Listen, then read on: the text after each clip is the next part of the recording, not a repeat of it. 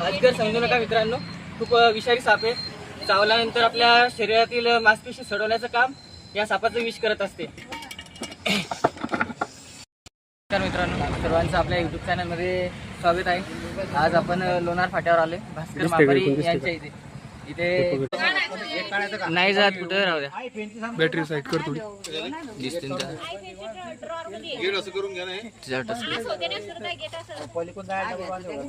तिकून बॅटरी घ्यायची बघू शकता मित्रांनो, दिसायला अजगरावानी पण अजगर नाही मित्रांनो, हा एक रसेल वायपर घोणस जातीचा विषारी साप.